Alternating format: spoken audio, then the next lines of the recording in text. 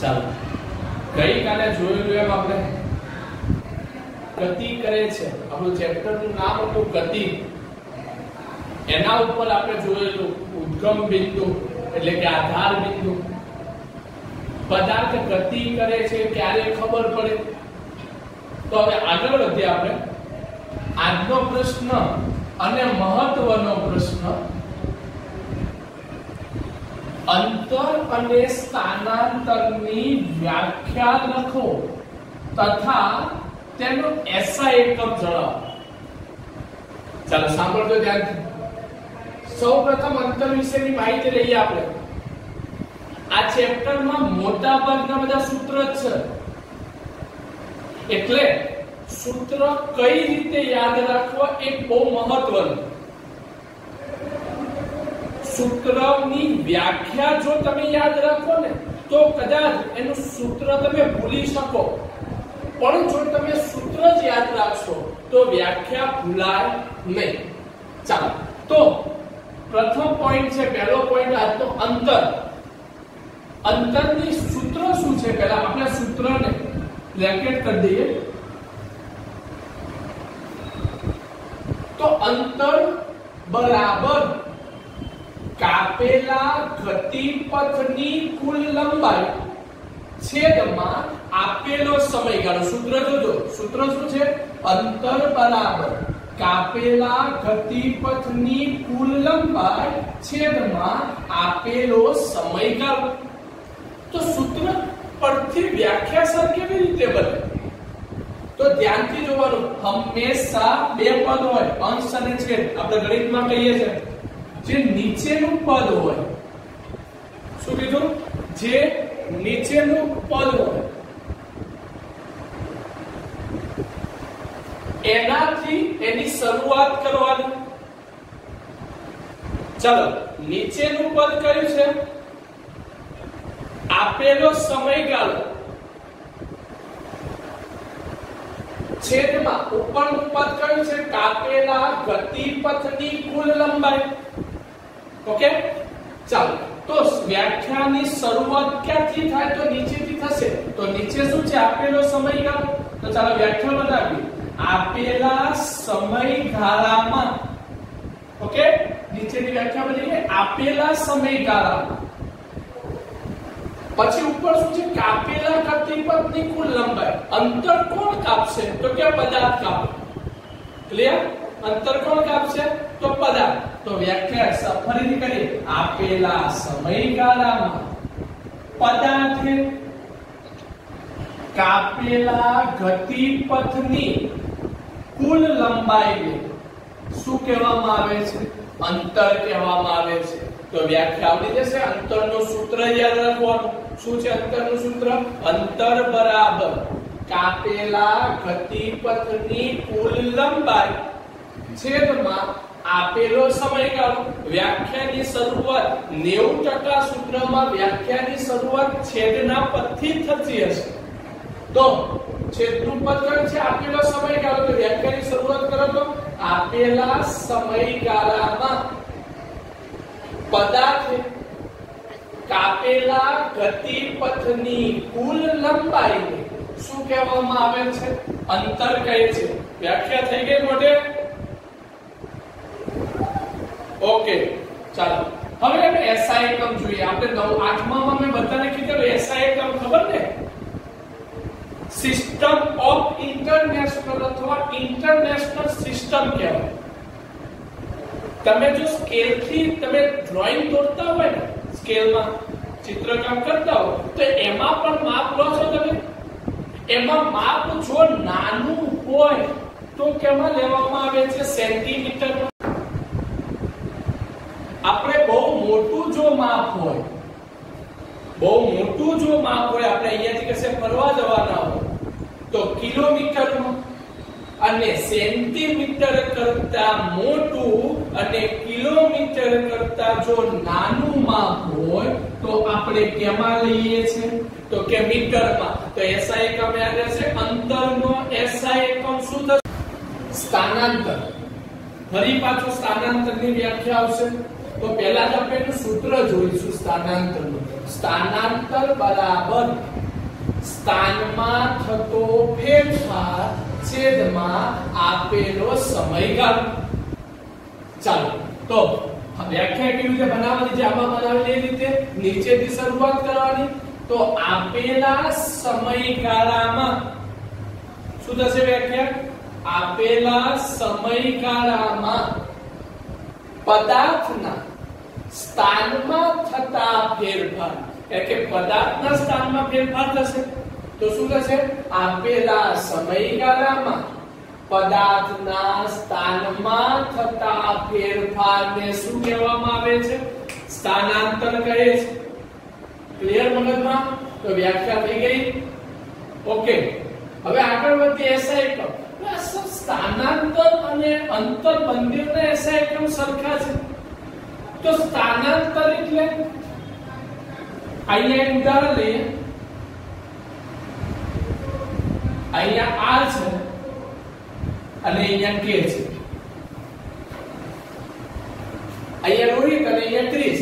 તો હું રોહિત અહીંયાથી ક્રિસ પાસે જઈશ. રોહિત ક્રિસ પાસે જશે એટલે અહીંયાથી R થી K ગયો તો એને અંતર તો કાપ્યું છે. ઓકે, ચાલો ફરી પાછું રોહિત R થી K પાસે ગયો તો એના સ્થાનમાં ફેરફાર પણ થયો. પહેલા અહીંયા તો હવે ક્યાં ગયો? ત્યાં. મતલબ અંતર અને સ્થાનાંતર, કોઈ પણ પદાર્થ અંતર કાપે તો એ સ્થાનાંતર કરતો હોય જ. એટલે કોઈ પણ પદાર્થ અંતર કાપે એટલે શું કરે? સ્થાનાંતર કરે. માટે અંતરનો SI એકમ અને સ્થાનાંતરનો SI એકમ કેવો થશે? તો કે સરખો થશે. ઓકે, બીજી પોઈન્ટ જો બંધીઓમાં યાદ રાખવાનું લખેલું છે કે અંતર હંમેશા કેવું હોય? ધન હોય. તમે કોઈ દિવસ ફરવા જાઓ ત્યારે તમને પૂછે કે તમે ક્યાંથી આવ્યા? તો કે સુરત થી. ક્યાં ગયા? તો બોમ્બે ગયા. તો કેટલા કિલોમીટર અંતર કાપ્યું? તો આપણે કે 200 કિલોમીટર અંતર કાપ્યું. કોઈ દિવસ તમે એવું શબ્દ બોલો છો કે -200 કિલોમીટર અંતર કાપ્યું? ના. એટલે યાદ રાખવાનું અંતર હંમેશા કેવું હશે? ધન જ હશે. ત્યારે સ્થાનાંતર કેવું હોય? ધન પણ હોય, ઋણ પણ હોય અને શૂન્ય પણ હોઈ શકે. યાદ રાખવાનું અંતર હંમેશા ધન જ હોય, જ્યારે સ્થાનાંતર ધન પણ હશે, ઋણ પણ હશે અને શૂન્ય પણ હશે. Okay, clear? ચાલો હવે જ્યારે આ સૂત્ર તો આપણે વ્યાખ્યા માટે લીધું, પણ આપણા દાખલામાં સ્થાનાંતર નું સૂત્ર અથવા સ્થાનાંતર શોધવાનું કીધું હોય તો સ્થાનાંતર નું સૂત્ર છે અંતિમ સ્થાન માઈનસ પ્રારંભિક સ્થાન. એટલે કે પદાર્થ પોતાના છેલ્લા સ્થાન ઉપર હોય ત્યાંથી એનું પ્રારંભિક એટલે કે પ્રથમ સ્થાન બાદ કરવામાં આવે ત્યારે હંમેશા શું મળે છે? સ્થાનાંતર મળે છે. તો સર અંતર કેવી રીતે મળે?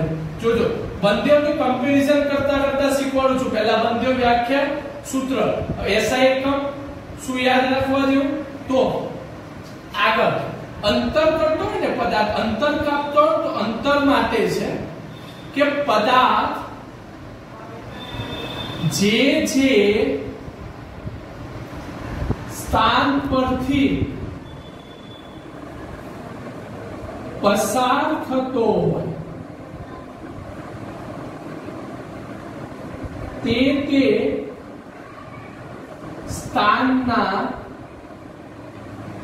મૂલ્યનો શું કરવામાં આવે? સરવાળો કરવામાં આવે. જોજો અહીંયા ધ્યાન આપજો. શું કીધું? પદાર્થ જે સ્થાન પરથી પસાર થતો હોય તે આ એક ઉદાહરણ છે આપણે જોઈએ. અને આની ઉપરથી આપણને ખબર પડશે કે અંતર કેવો કેમ ધન જ હોય જ્યારે સ્થાનાંતર કેમ ઋણ હોય. એક ઉદાહરણ લઈએ આપણે. આમાં માર્ગ લેવા પડશે. એક પદાર્થ છે એટલે કે આપણે જે ફરવા ગયેલા છે તો આપણે ઘરેથી નીકળે, ઘરેથી અમદાવાદ ગયા, અમદાવાદથી વડોદરા આવે, વડોદરાથી અંકલેશ્વર આવે, અંકલેશ્વરથી પાછા કે આવે છે આપણે સુરત આવેલા છે. તો આના મૂલ્યની ગણતરી કરવાની છે. આ બધા જ મૂલ્ય કેમાં છે તો કે કિલોમીટરમાં. મેં આગળ કીધું જો બહુ મોટું અંતર માપવું હોય તો કિલોમીટરમાં મપાય. તો અહીંયા પ્રથમ માર્ગ છે, પહેલો માર્ગ. પદાર્થ ક્યાંથી ક્યાં જાય છે? O થી A જાય છે, એટલે કે સુરત થી ક્યાં જાય છે? અમદાવાદ. આપણે સમજવા માટે. ઓકે, ચાલો અંતર શોધવું હોય તો શું કરીશું? સુરત થી ક્યાં જાય? અમદાવાદ, એટલે OA. ચાલો હવે આ ધ્યાનથી જોજો તમે. O નું મૂલ્ય કેટલું છે? 0 કિલોમીટર છે. A નું મૂલ્ય કેટલું છે? 70. તો વધારે મૂલ્ય કેટલું છે? 70 માંથી 0 બાદ કરીએ તો કેટલું આવશે? 70 કિલોમીટર આવશે. ઓકે, ચાલો આ જ માર્ગ ઉપર આપણે સ્થાનાંતર શોધીએ. ચાલો સ્થાનાંતરનું સૂત્ર હમણાં તમને યાદ કરાવ્યું. સ્થાનાંતર એટલે અંતિમ સ્થાન માઈનસ પ્રારંભિક સ્થાન. ચલો અહીંયાથી શરૂઆત ક્યાંથી કરેલી? O થી ગયો ત્યાં A, તો શરૂઆત એટલે પ્રારંભિક સ્થાન કહેવાશે. જ્યારે A પર ગયો એટલે કયું સ્થાન કહેવાશે? અંતિમ સ્થાન કહેવાશે. તો અંતિમ સ્થાન એટલે કેટલું છે? A. પ્રારંભિક સ્થાન કેટલું છે? O. ચાલો A આગળ એનું મૂલ્ય કેટલું છે તો કે 70 કિલોમીટર માઈનસ O આગળ એનું મૂલ્ય કેટલું છે? 0. એટલે 70 માઈનસ 0 એટલે કેટલા કિલોમીટર આવશે? તો કે 70 કિલોમીટર આવશે. ઓકે, પહેલું. ચાલો બીજું ઉદાહરણ લઈએ આપણે. માર્ગ 2. ચાલો ક્યાંથી જાય છે? જોજો પદાર્થ O થી ક્યાં જશે તો કે A જશે. A થી ક્યાં આવે છે? પાછો B આવે છે. ઓકે, ચાલો તો અંતર શોધવું હોય તો મેં હમણાં કીધેલું પદાર્થ જે માર્ગ ઉપરથી પસાર થાય તે માર્ગના મૂલ્યનો સરવાળો કરવાનો. ચાલો તો ક્યાંથી પસાર થાય છે પદાર્થ? O થી ક્યાં જાય છે? A, એટલે OA. ચાલો A થી ક્યાં જાય છે? B, એટલે વત્તા AB.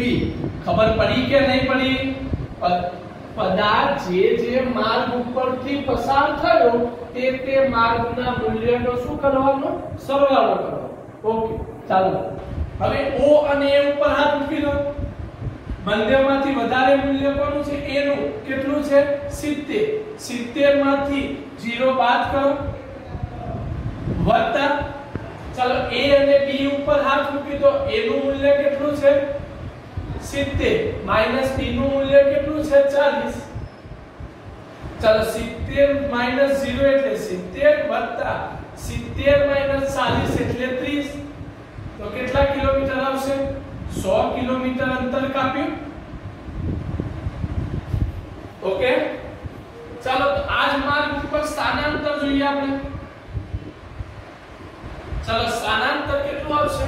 તો સ્થાનાંતરનું સૂત્ર શું થશે? અંતિમ સ્થાન માઈનસ પ્રારંભિક સ્થાન. ચાલો અંતિમ સ્થાન કયું છે? O થી શરૂઆત કરી. O થી ક્યાં ગયો? A. A થી ક્યાં ગયો? B. O થી શરૂઆત કરી તો આને તો પ્રારંભિક સ્થાન જ કહીશું આપણે. પણ છેલ્લે ક્યાં જઈને અટકે છે તો કે B ઉપર જઈને અટકે છે. તો B એ કેવું સ્થાન થશે? અંતિમ. તો અંતિમ સ્થાન એટલે B માઈનસ પ્રારંભિક સ્થાન એટલે O. ચાલો B આગળ મૂલ્ય કેટલું છે તો કે 40 છે માઈનસ O આગળ મૂલ્ય કેટલું છે? 0. તો 40 માઈનસ 0 એટલે કેટલા કિલોમીટર આવશે? 40 કિલોમીટર. ઓકે, ચાલો ત્રીજો માર્ગ લઈએ આપણે.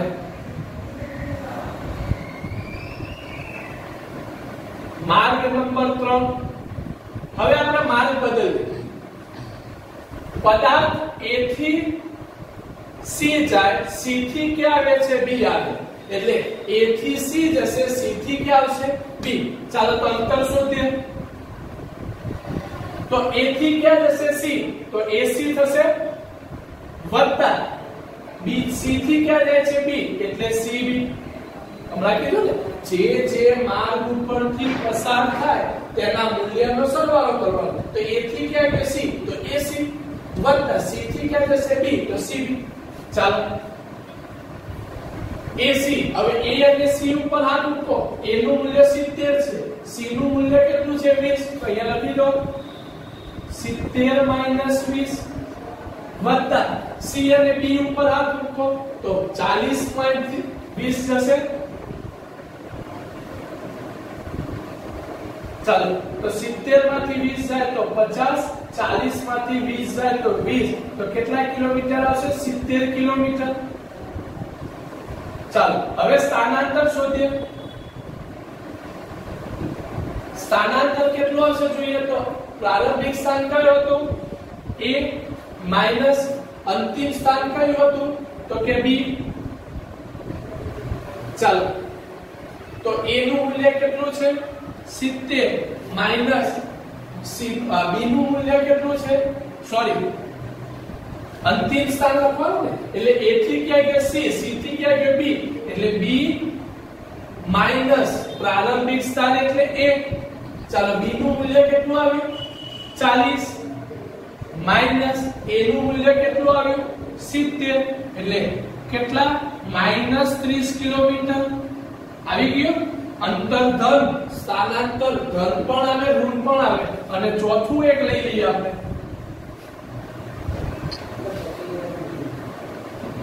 5 મિનિટમાં પતી જાય. 5 મિનિટ? 10 મિનિટ બાકી. હા તો બરાબર પતી જાય.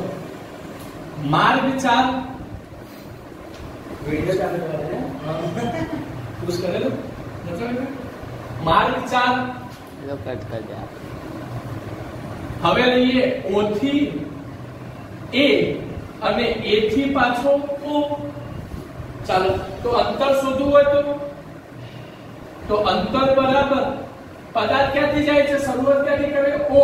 O થી ક્યાં જાય? A. એટલે OA વત્તા A થી પાછો ક્યાં જાય છે? O. એટલે OA. OA જ આવશે. ચાલો O થી ક્યાં જાય? A. એટલે 70 માંથી 0 બાદ કરો